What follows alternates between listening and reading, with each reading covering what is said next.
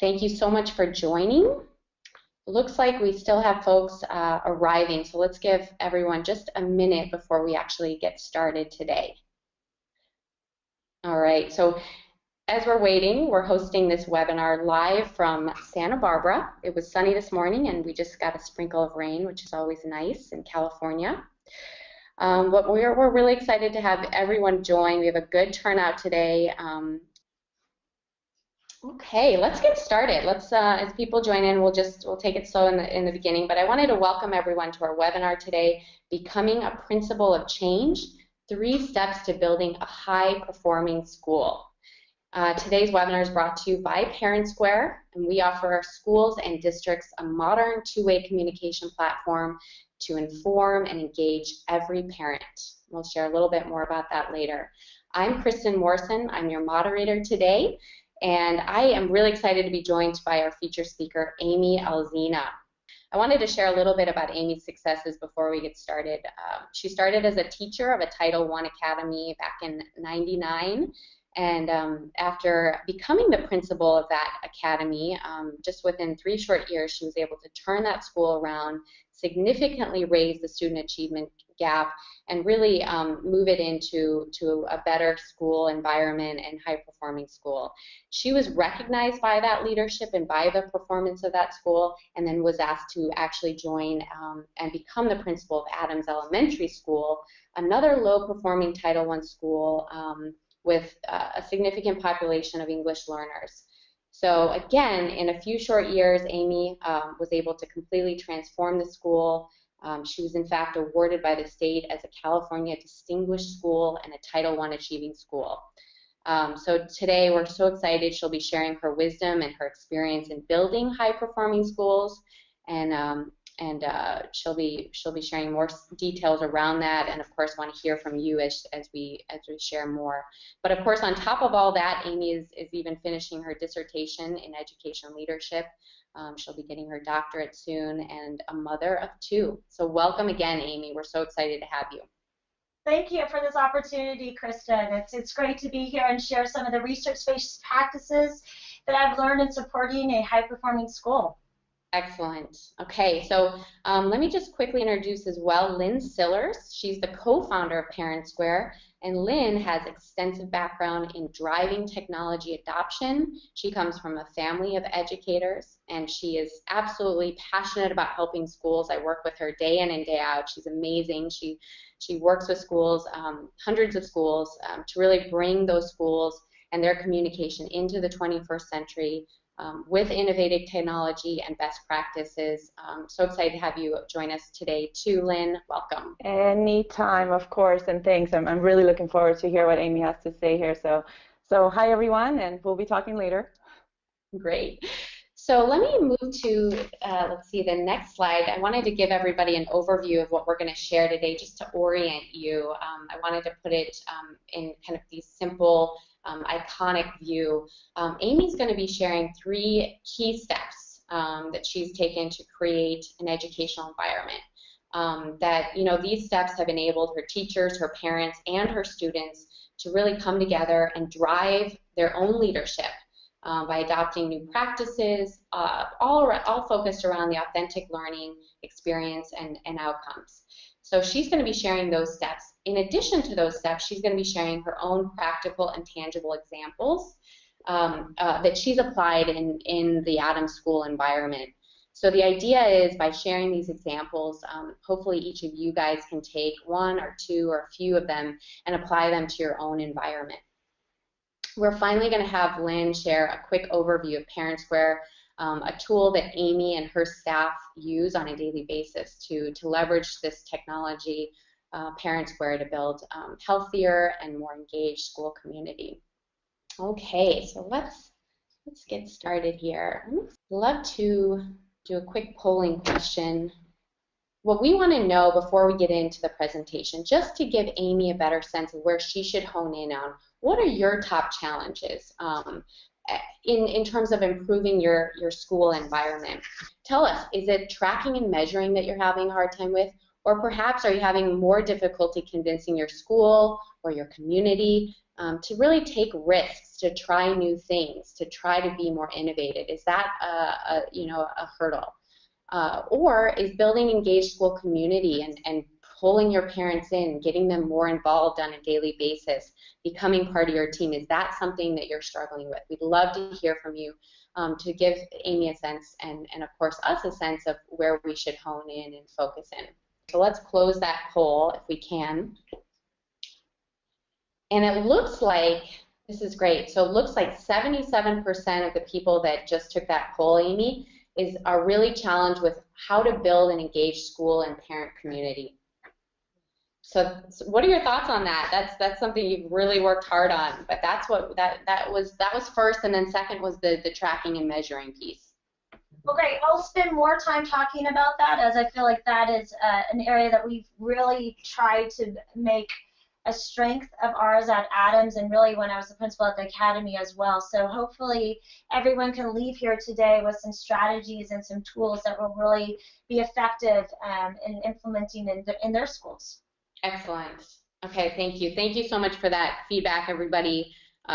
Please continue to ask questions throughout so we can make sure we answer your specific challenges. So without further ado, I am going to hand it over to Amy, and she's going to just launch into just giving us a sense of who Adams Elementary School is, so you understand some of the challenges that she was faced with as she went in to helping to transform this school. Amy? Thank you again, Kristen, and thank you everyone for listening. I feel really honored and humbled to be talking to you all today. A little bit about Adams Elementary School. This is my 7th year as the principal here, and our demographics, we have roughly around 600 students, and you can see our demographics in front of you right now. We're predominantly a Hispanic school. We have a large population of English language learners, 59%, and we are a Title I school with 70% of our students qualifying for free or reduced lunch. So we are a high-need school, and so therefore we rely upon our parents and our community to really support our school with our teachers and myself. So hopefully, these next 3 steps that I'm going to be talking about, creating a data-informed and action-oriented culture and taking calculated risks to drive innovation and creativity, and ensuring relationships are core to your school community. So from your input from the survey, I'm going to focus more on step 1. And I really feel that step 1, creating a data-informed and action-oriented staff culture, is probably the most essential step in building a high-performing school. And really, I think you cannot perfect this step enough, and you can't spend enough time on this step and really laying a firm foundation for your school. And so it starts with the first practice is establishing the foundation of a professional learning community. And at Adams, we use the DITA-4 model, and there's many models out there. And why you need to establish a professional learning community is that the ultimate goal is to create a shared mindset from all teachers, staff, and parents around student learning in order to ensure equity for all students. And that is the ultimate goal. And so there's 4 steps that you can do as a site principal that really can help you in establishing an effective professional learning community. And going in, first, you need to create a leadership team that would serve as allies with you in engaging your entire staff. Don't go in this alone. Your leadership team is really your driving force that is really supporting and moving your school with you. And that your leadership team is really going to present the entire staff with a data picture of what the school's current reality is. So, for Adams, our data picture was not very pretty. When we came here, our leadership team was looking at our data, and we had only 25% of our students leaving 2nd grade reading at grade level. That's a problem not only in 2nd grade, but that's a problem in TK, K1, and 2. And what are we doing wrong, and what do we need to do differently? And so really was having those hard conversations, not just from me, but from our teachers, of how are we working collectively together to really respond to student data, because what we're doing right now is not effective, so we need to do something different. And so it was really the leadership team with myself that introduced the notion of our professional learning communities, which are really built around 3 big ideas. The first idea is a relentless focus on learning for all students. So we are working on making sure that every student is moving forward. And the second is a collaborative culture to support student learning and adult learning, and that we are all learners together, and I try to model that myself. And again, you know, I'm finishing my dissertation, and we are lifelong learners, and you model that first, I believe, as a principal. And number three is a focus on results to improve practice and drive continuous improvement. And so, again, so often in education we act as practitioners and not as researchers. And what does the research tell us? What are some of the most research best practices that are going to help in moving our school forward? And so it was our leadership team really an example of this. We met in the summertime 2 weeks before school started this year, and one of the data systems that we use to support reading, and I'm going to talk about reading a little bit because I think it's a great example, is that we wanted to make sure that we had benchmark scores in reading for every student the first 3 days of school, because we wanted to start September with student reading goals school-wide. So that came again from our leadership team saying, this is important to us. And so as a principal, it was my job to remove all obstacles to make that happen, to ensure that the system was set up so teachers could be successful in administrating the STAR reading exam that does give us the results we need. And so our school-wide goals for our students is that independent reading, not guided reading, but independent reading in 1st through 6th grade, that students need to be reading 30 minutes a day within their ZPD and average comprehension of 85% or higher.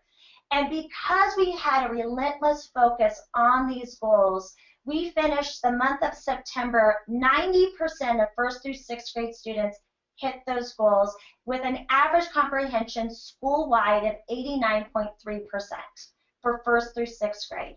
That's the best month we've ever had, and normally September is your worst month as a principal because teachers are still getting students acclimated to the school year and getting ready.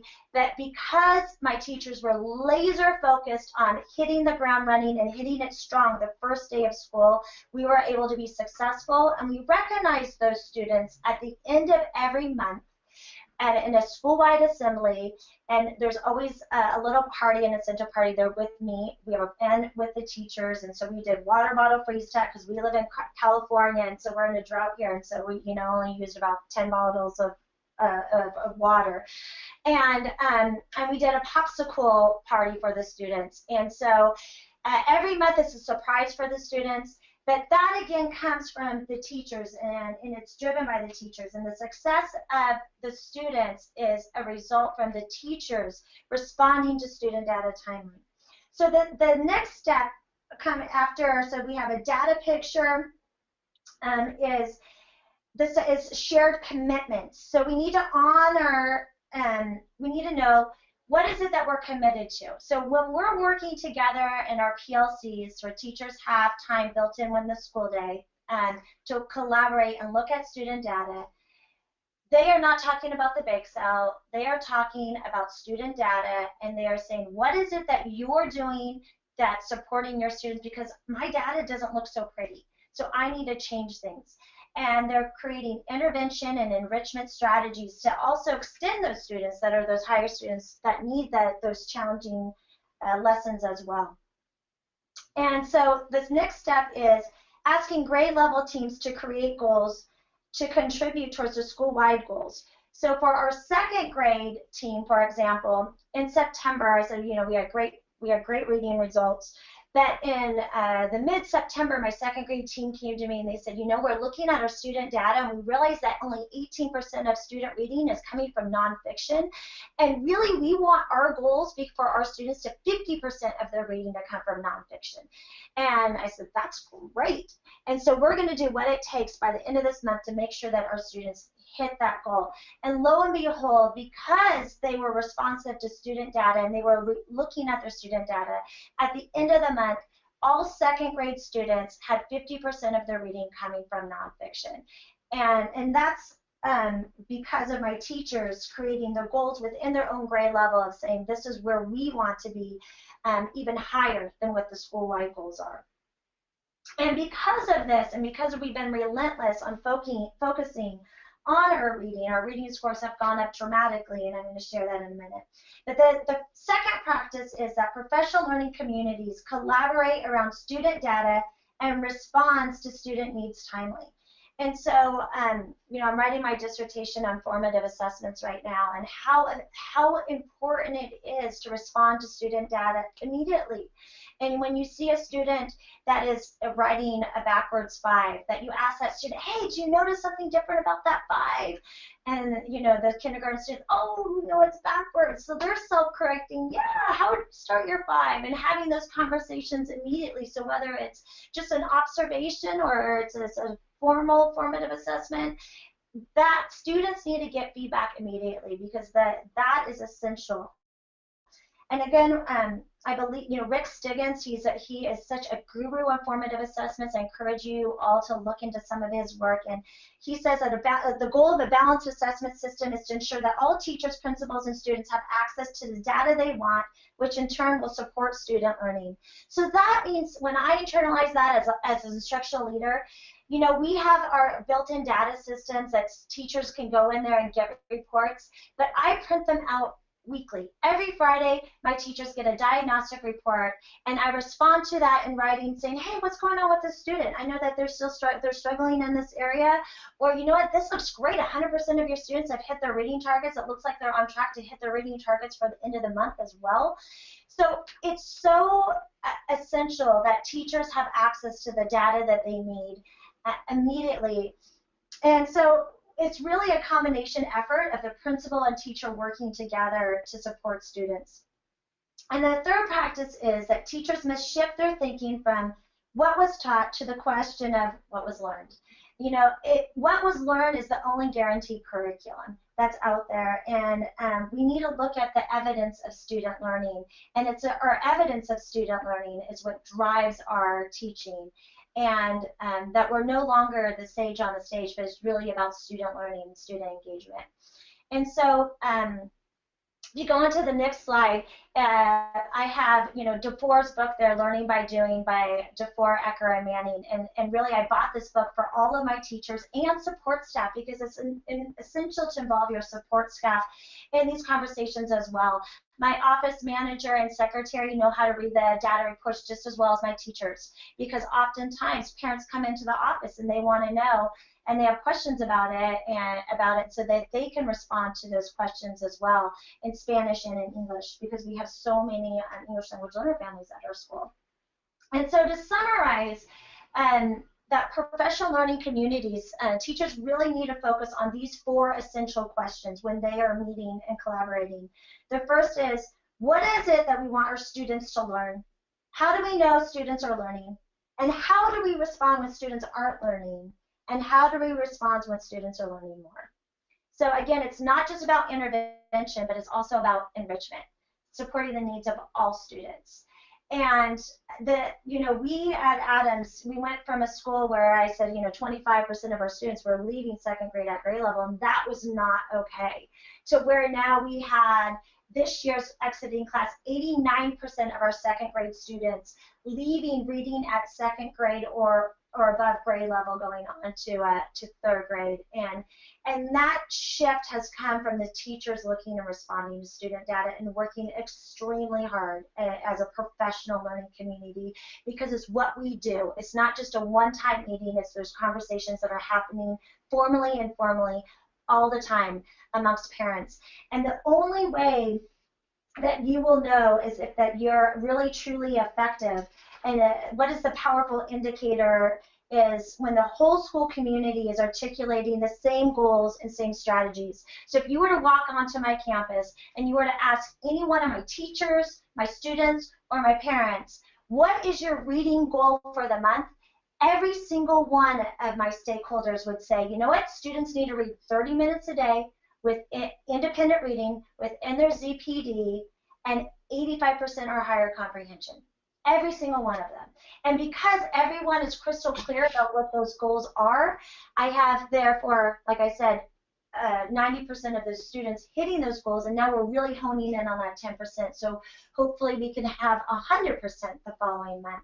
So the reading results for Adams last year 2014, we read over 42,000 books and scored 85% or higher on those comprehension quizzes.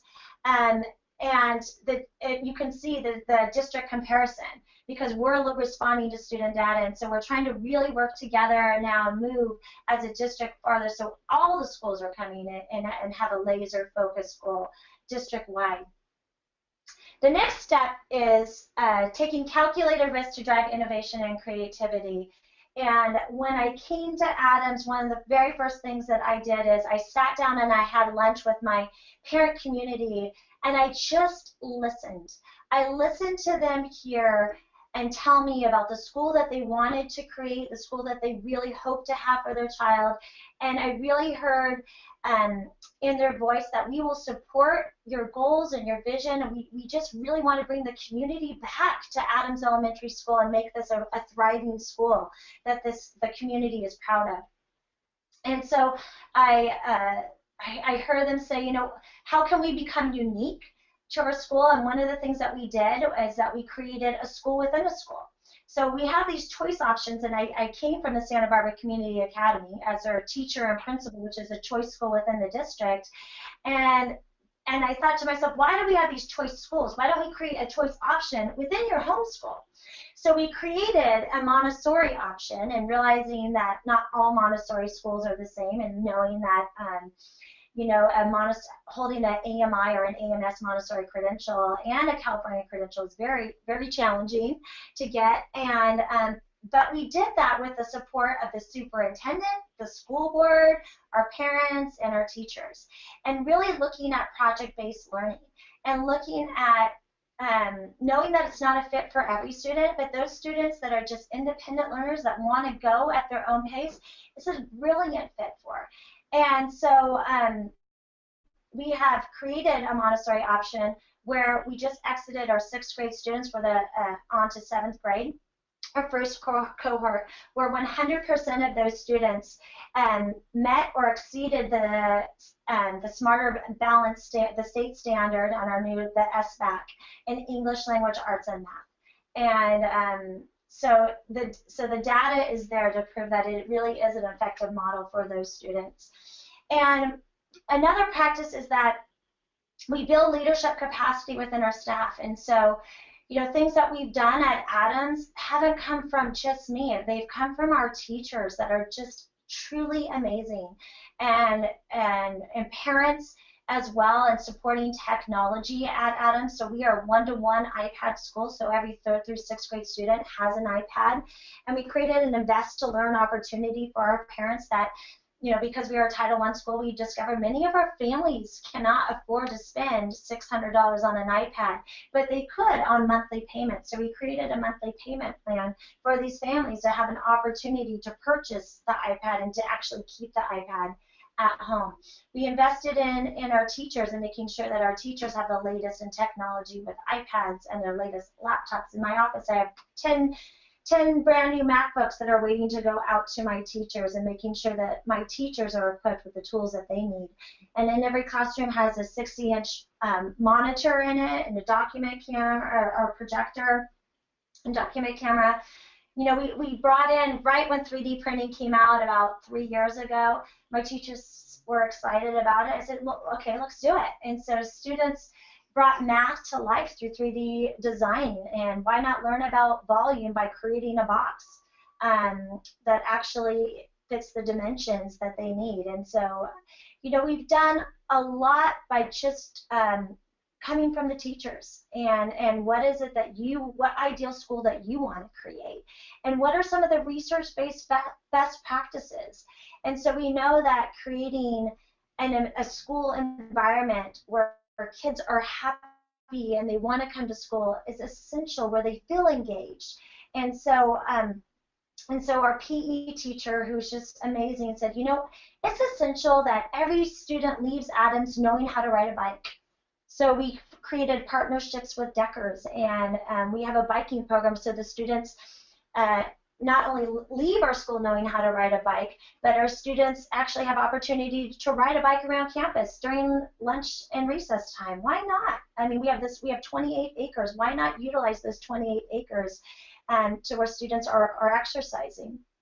And we last year formed a partnership with a YMCA where our 6th grade students learn how to swim. Well, you know, because we have many English language learner families, and because we're a Title I school, we discovered this year we have 13 6th grade students that don't know how to swim at all. And so 2 weeks ago, they went to the Y, and they're learning how to swim for the first time. So they're learning life skills. And if you live in California, it's essential that you know how to swim, you know how to ride a bike, but also tapping into the arts as well. And our music program is robust in knowing that every kindergarten through 3rd grade students has vocal music, and 3rd grade students learn how to play the recorder.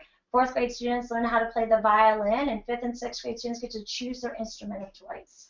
And so that follows them. And I just recently received actually an email from our feeder junior high school, which is La Cumbre Junior High, from their music teacher thanking our music teachers. He goes, I look at the students and the level of quality of music that they're coming into and at junior high, and I asked them, you know, what school did you come from? And he said, continually, it's Adams Elementary School. And he goes, I just want to recognize your music teacher. It's just doing a phenomenal job with the students. And it's you can have these programs in place, but if you don't have the right people in these programs, they will not be effective.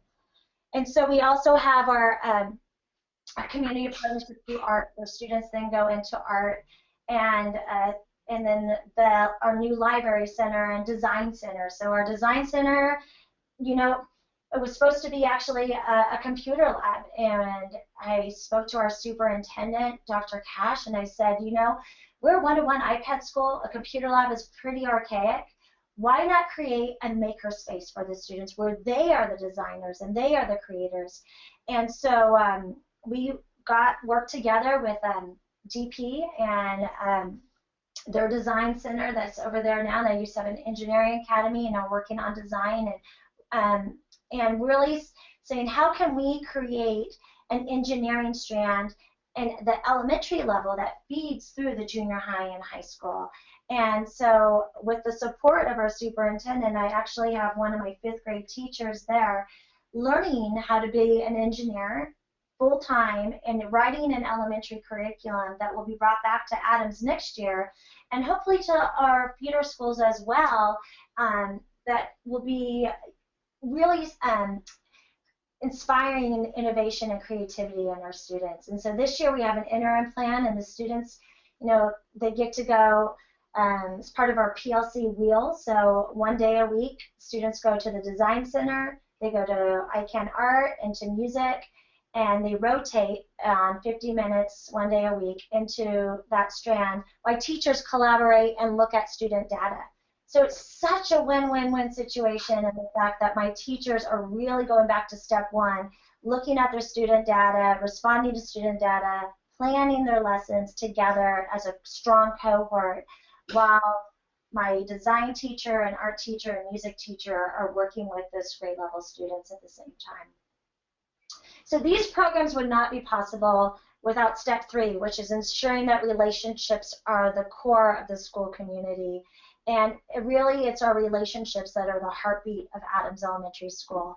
And the practice is that we cultivate caring relationships built around trust. And we really want to make sure that we know every single student by name. We talk every year in the summertime about this as a school-wide staff, is making sure that every student has at least 3 teachers that are their champion, and that greet them every morning with a smile, and that know them by name. And for me, I meet the entire school out on the playground every morning. The morning bell rings at 8:25. They line up at 8:30, say, good morning, boys and girls, and they say, good morning, Miss Alzina. And we do the flag salute together in the morning. We have morning announcements. You know, before that we have music going on. We just really try to create a school climate that's just, we're happy to see you. And because we know that not all of our families and our students come from families where they are, I'm so happy, that let's make our school the happiest place on earth so every student feels valued. in the morning, and that we have a commitment that we know our students by their sparks. What is their passion? What is it that they love? And if it's art, music, soccer, running, whatever it is, it's really our job to cultivate that passion and create opportunities for those students. And we have after-school enrichment classes, acting and robotics and ballet and art, and our PTA is really committed to providing scholarships for our needy families and students to participate in these after-school enrichment activities, for also all students can have the same experience. And it's probably one of the most beautiful things that we do at Adams, to really support our students in connecting them to school and a love of learning. And so, again, the next practice is shared leadership with teachers and parents. You know, I cannot do this alone. And sometimes it's a challenge just to manage all the different parent communities we have, because we have 65 different parent committees and 48 different teacher committees. So it's truly a shared leadership model where I trust my team. We have an amazing team, and there's stuff constantly going on. Tonight we have a family restaurant night at Taffy's Pizza, where they're giving back to the school 20%, and we have an opportunity to eat together as a school community. And I feel like every single night something is happening, because our parents and our teachers are coming together to really create a community that's not just a school community, but a community for everyone. And the third practice is enlisting the support from community and philanthropists. You know, I think our new library and design center, which was we just had a ribbon cutting ceremony last month. It was a $6.5 million bond measure, thanks to measures Q and R. And really, when our Santa Barbara community supports our library structure and our design center, they really are saying we value and we really want to support our schools in making sure that every child has every opportunity to be successful. And we're able to keep our library open before school, so students have an opportunity to read from 7:30 to 8:30, and parents have an opportunity to drop their child off in a safe environment as well, and to really promote our school-wide reading goals. But, you know, we have a great partnership with Rotary North, and the Rotary Club has really adopted our school and has donated close to $100,000 over the last 25 years to Adams Elementary School. Across the street, we have the Samarkand Retirement Center. So we have countless our elderly members volunteering in our classrooms and in our library to support students. You know, being a Westmont College grad, I have strong connections with Westmont College, and I always love to have Westmont students at Adams School, and we have a great partnership with them where they are placed at school. And Santa Barbara City College, 5 years ago we started a partnership with Santa Barbara City College where the class is actually taught at Adams School. So it's a basic intro to education course. So the professor is here every Tuesday and Thursday from 8:30 to 10:30 with his students, and they are placed in our classrooms, and they really support cooperative groups and small group learning with our students. And we would not be able to give so much one-on-one support without these college students: Westmont College, City College, UCSB, Antioch. And then we also have Partners in Education, which really supports our school as well.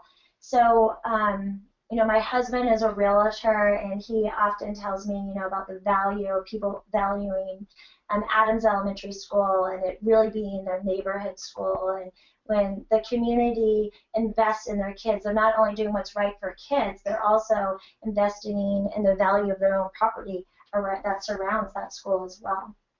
So, you know, the next slide talks about two-way communication. I just really feel as a leader you cannot over-communicate.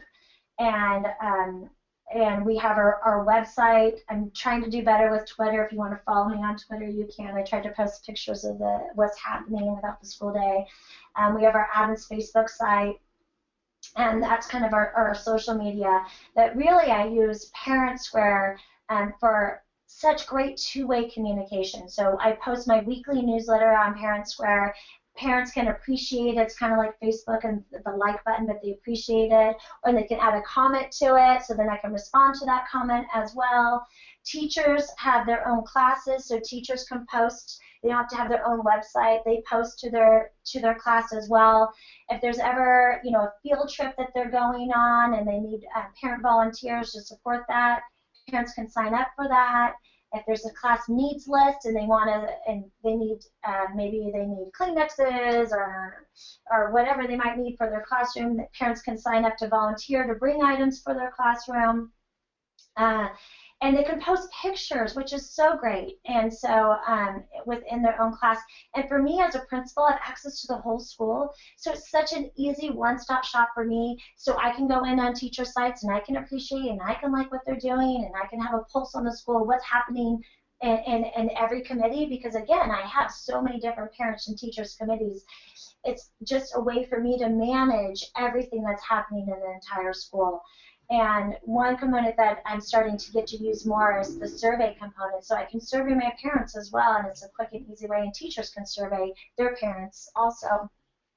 So, I think as a principal, we all have our principal meetings. We have our ELAC meetings, our special education parent meetings, all these meetings that we do that have that FaceTime, because I think it's essential to be a presence on your school community and to have that FaceTime with your parents and your teachers and your students, and because that's one thing that social media cannot replace, is that relationship component and that face-to-face time, that parents get with the principal. So I just had a little bit of time. I can talk forever because I'm just really passionate about what we're doing at Adams School, and of course there's many steps, but I wanted to really focus on the 3 essential steps that really have helped me along this journey and that I really learned, and I wish somebody would have shared with me my first years as a principal, because I think it would have really helped me clarify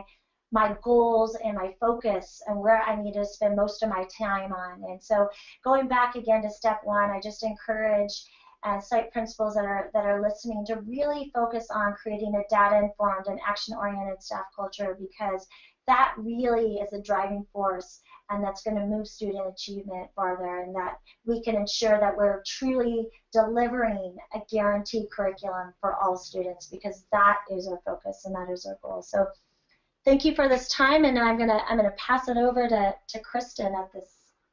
Appreciate it, Amy. I'm just listening here, just in awe of all of the things that you just shared. You and I have gone through this presentation a few times before, but I always get more ideas and just excited about what you guys are doing. So thank you so much. I was listening in as you shared that. But I wanted to, I want to make this transition over to Lynn right now as we sit on this two-way communication piece. Because that's where ParentSquare comes in. So we want to make sure everybody has a sense of this tool that Amy and her staff are using to do some incredible work around parent engagement and community.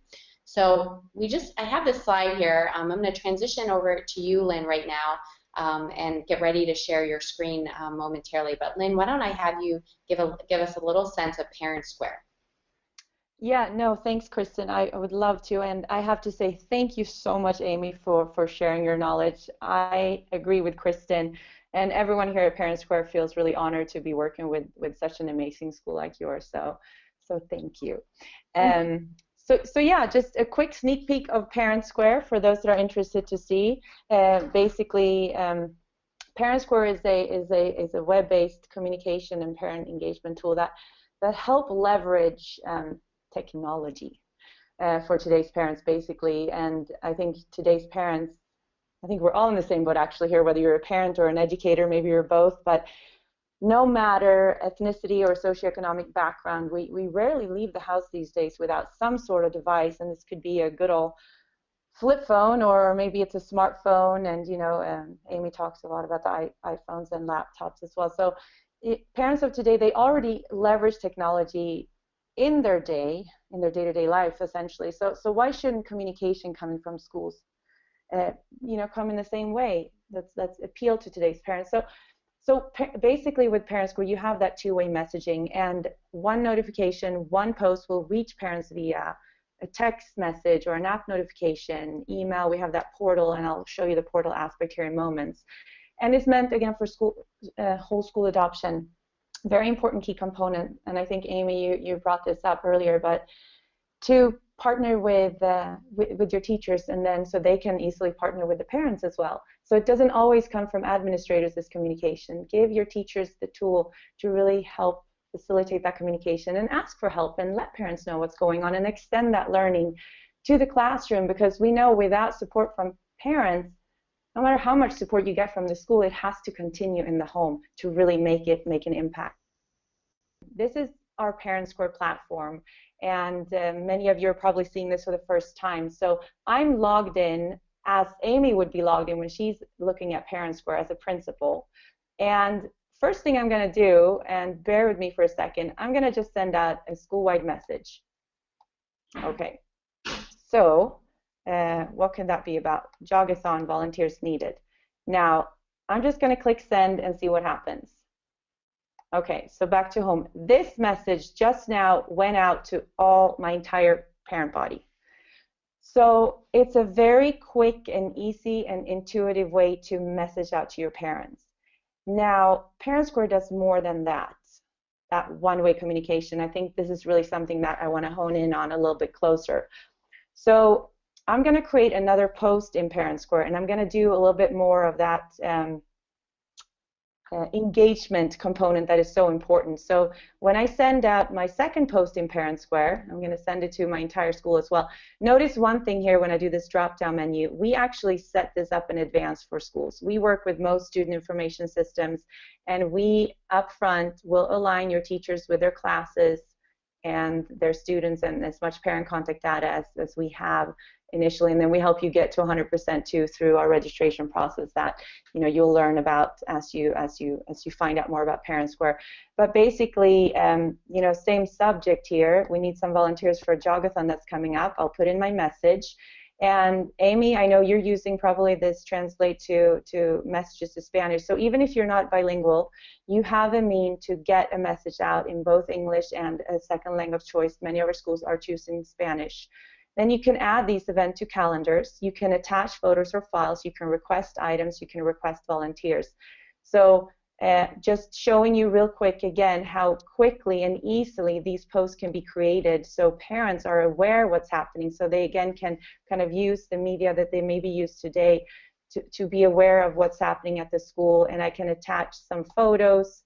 And this is always fun. You can maybe want to attach some photos from last year's jogathon as an example, just to get parents excited and remind them about all these wonderful things that are going on at the school on a regular basis. And I purposefully have pretty high resolution images here so you can see that they load very fast in ParentSquare. And then you see I can ask for items, I can request volunteers. So I'm just going to request a couple of volunteers. We need help with setup from 9 to 9:30, and I'm going to need 5 volunteers for that, and I'm going to help with cleanup. We just had the jogathon at my children's school actually last week, and it was really fun. It was a great turnout, and I had the honor to spray water bottles on all the children as they were running by. So that was part of my volunteering opportunities. But basically, you see how you can continue to adding tasks here. And when I send this out now, this again will be received by parents, and they will get this via an email or a text notification. Parents can engage with these messages, that they can add it to their own calendars for reminders. You have it in English and in Spanish. And again, these photos can be viewed on any device in a nice slideshow for the parents, so they can remember all the fun that's happening at the school. And this, again, keeps on building on that school community and make it easy for parents to volunteer their time. Sign up with a click of a button. One other thing, though, about ParentSquare is that you can print out these volunteer list sign-ups. So if using technology is not, your parents are not yet super comfortable with it, you can print out volunteer lists as well through ParentSquare, beautiful printouts, and just post it on your door outside your classroom, and you can get parents to sign up that way as well. So we're not here to completely reinvent the wheel. We're mainly here to help you get the information out as many ways that you possibly can, and it can all be done here in ParentSquare. Now that was a little bit about a post, so let me show you one other thing. So I know that, Amy, you're using social media, which is great, and I think social media as a face out to the public is wonderful. ParentSquare, again, the interface, it's a little bit similar purposefully to Facebook because of that ease of use and intuitiveness, but know that it's completely confined to your school environment. So a couple of things about that as well is that there's post moderation. And you can message volunteers out separately, you can delete messages, you can send quick updates. You can also see delivery statistics with any post that go out to make sure you have a high parent reach with your messages. And then as comments come in, you can have them enabled or disabled. The two-way communication stream is a huge component, as Amy mentioned, but sometimes you might just want to notify and you can turn those comments off. So I think that was a little bit about posting, but really what you're looking at here, and again, if this is the first time you're seeing ParentSquare, you're seeing these other tabs up top. So we're trying to allow for more in ParentSquare, bringing things online, an online event calendar. This is basically an online school roster. Any photos and files that are being shared in ParentSquare will then reside within this photo and file tab, again, to keep it organized and find it all in one and the same place for administrators, teachers, but also for parents, of course, because they also have the ability to always go in through their parent portal and look at things on their message board, which basically will give them insight and access to information that's coming about their students. Amy, on the other hand, I think you mentioned this, Amy, you have insight and access to all school-to-home communication right here. As an administrator, that's what you have. And I know Amy also mentioned groups, and this is a key component here in ParentSquare. So outside of us setting up your classrooms and lining up with the teachers, you can also create as many groups and committees as you want and continue that collaboration and conversation with a select group of parents. We also have a private conversation component. So if you need to reach out to just one or a few parents about an award ceremony or a great job day in class, or there was an incident, I mean any kind of thing where you need to just reach out to a parent individually, you can also do that in ParentSquare. Now I think, yeah, go ahead. Yeah, I'm just monitoring our questions here, but I wanted to ask you on behalf of John, we've got teacher-parent conferences coming up very quickly. Some of them, I'm sure, are already happening. How can we do this in ParentSquare? Can you show us? Yes, thank you for that question, John, and I would love to show you that. It's a good transition actually, because what I was going to do next is go under to our apps center, as we call it, and I'm actually going to show you all the different components in ParentSquare that you can utilize, and this gives you a little bit more insight to other things besides that posting component. As you see, we have a registration app. I spoke to you about this a little earlier, but this has to do with getting your school to 100%. Student information only has so good parent data, we notice. So really get a school to 100% through a neat registration process that you can have in-house that directly communicates to ParentSquare. You can set up online fundraisers, you can do polls, but let's talk about the generation of conference list signups. Why not, since we had that question come up. So as these apps are enabled in ParentSquare, they will basically show up in this drop-down menu. So the conference sign-up app, you, as a teacher, for example, you can go in and select, your second grade teacher, and you want to send out the dates. And usually, this happens over, a couple of dates. So you would just essentially add the dates that you have this conference coming up. So maybe we have it running from the 21st through the 23rd.